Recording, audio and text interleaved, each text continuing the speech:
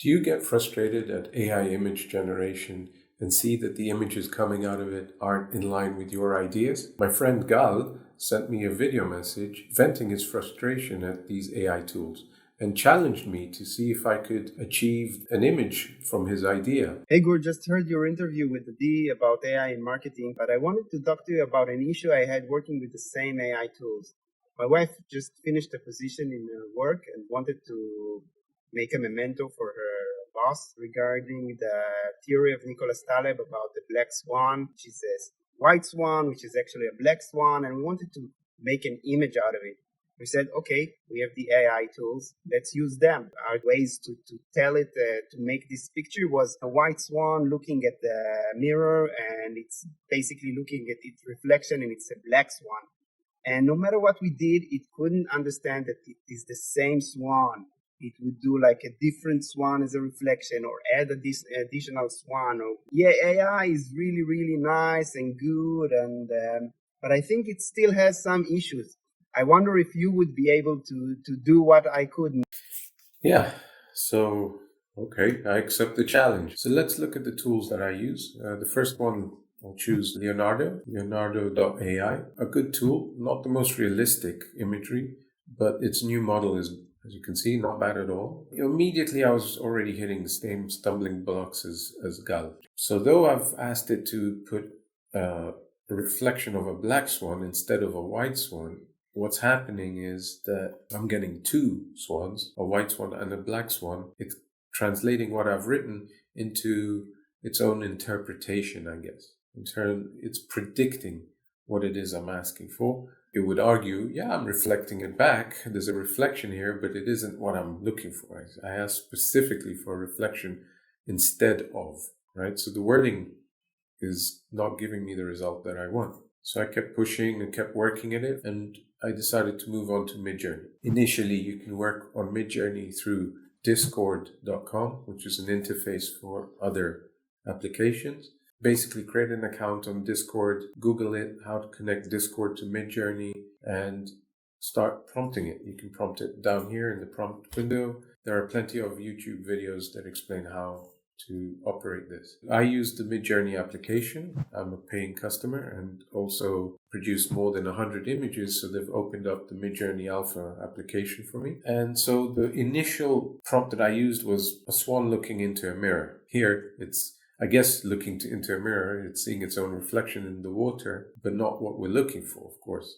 This one does meet the brief, a nice image, realistic. That Midjourney has some really nice imagery coming out of it now. It kind of understood the basic prompt. So I thought, okay, great. Now let's turn that reflection into a reflection of a black swan. Here I'm meeting the stumbling block that Gal was meeting. It's not seeing and understanding that I'm actually asking for the reflection of a black swan. If it could talk to me, Midjourney, it would say, well, with all respect, this white swan is looking at the reflection of a black swan.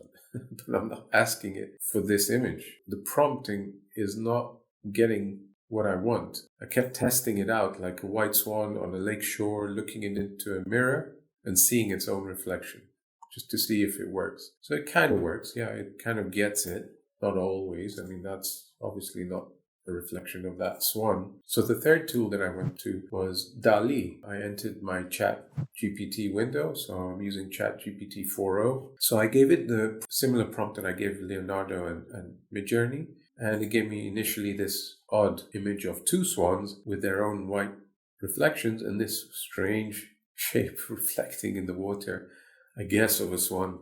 Not something that meets the brief at all. So what I did is I asked it, can you tell me what the image is supposed to depict in words, please?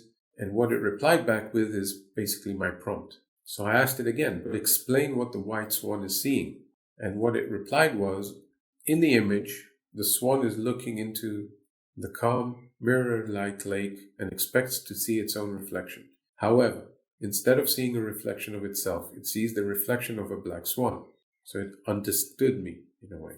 This creates a striking contrast and an element of surprise or introspection as the white swan encounters an unexpected image in the serene and softly lit water. So in terms of text, it understands what I'm getting at, but clearly It doesn't, because when I say correct, try it again, it gave me something that Leonardo and Midjourney initially started giving me, which is two swans looking at each other with their own reflections. I said, you know what, just give me a black swan looking at its own reflection. Here it gave me, I guess that's a swan. It looks more like a goose to me.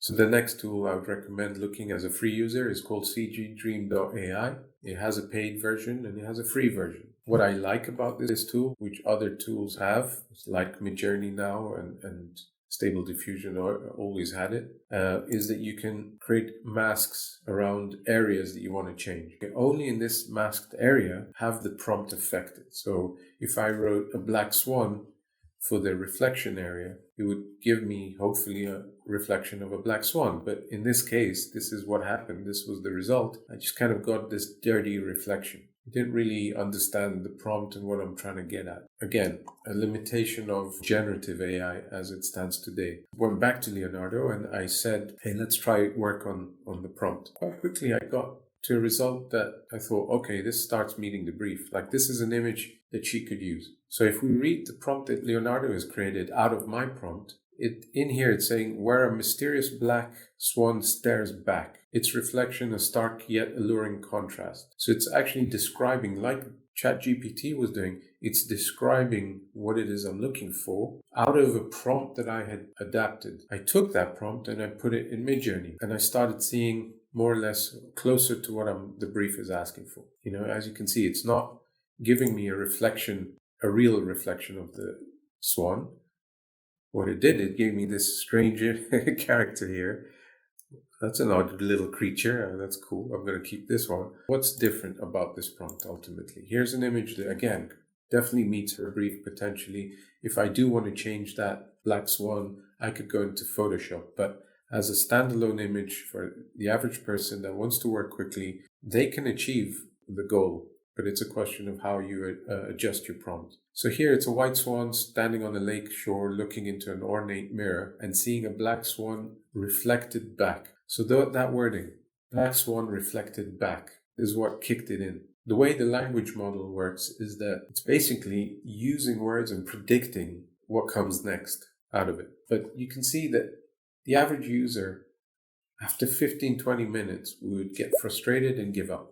They would just leave. They would just go and find a different alternative. They'd look at the stock imagery. They'd look at asking a friend to create that image for them in some way, some basic Photoshop way. And in this case, you've got someone within an organization that wants to give a parting gift to her manager to say thank you.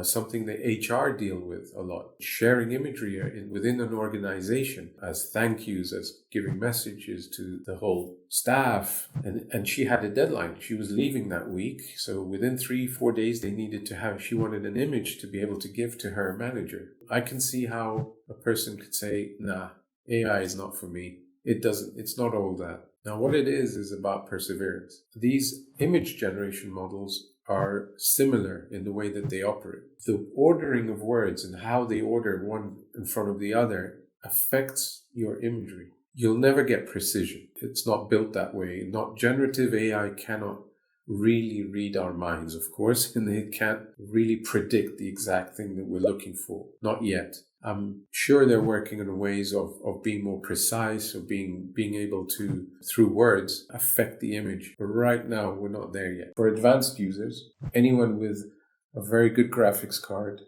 with a lot of memory in their hard disk, can download Stable Diffusion models locally, so you're not using the internet. It generates the images on your computer. It uses your graphics processor to actually calculate and figure out the images. And it has interfaces that are linked to Stable Diffusion. So this is just an interface that's connected as API to Stable Diffusion models. Stable Diffusion are open source models owned by Stability.ai. A lot of companies are actually doing that now, opening up applications for pay. I mean, I'll talk about that in the future, I think. And I'll also talk about the risk of it. I think there's a risk at open source. In any case, there is a real opportunity for open source, which people are tapping into, which is creating applications. They're able to provide designers tools to go out there and design. So in this case, this is an interface that I can prompt in. It's an interface that I can give a negative prompt.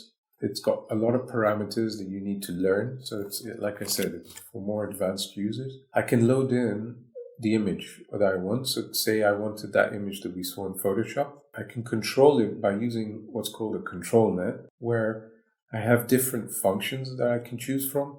I chose a function that turns the image into an outline. And I use that outline to say to the model, keep this composition. And the model's actually smart enough through its data and understanding of imagery and others who have tapped into that model.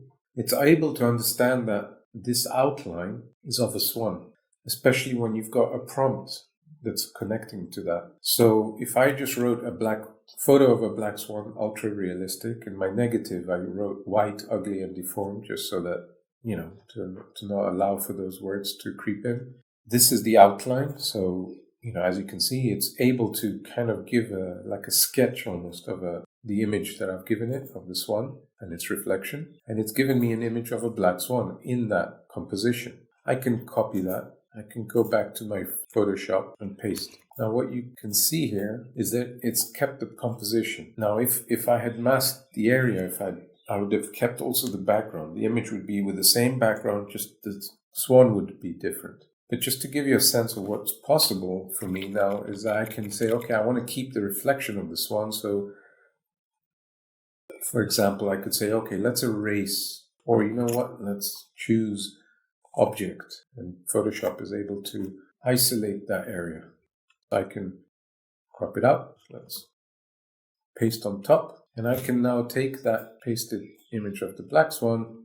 Let's erase the top part, and I can start now getting close to the image my client wanted. Again, it's just to give you a sense of a workflow, how you could utilize artificial intelligence image generation and still go down the same kind of path of creating an image. Sometimes I'll go into Midjourney, into Stable Diffusion, into Photoshop like I just showed. Sometimes I'll combine two images, one from Leonardo, one from Midjourney, combined into Photoshop, and basically fuse them together, color correct, add to it. My take on image generation through AI is that it's an excellent tool currently for brainstorming, from ideation point of view, deciding if those ideas work or not. Very efficient tool for designers, or even a person like Gal wanted an image within a certain deadline. It takes time to go to get a right stock image from Shutterstock, for example, to get images as well that you have the right to use. The same amount of time is required there, as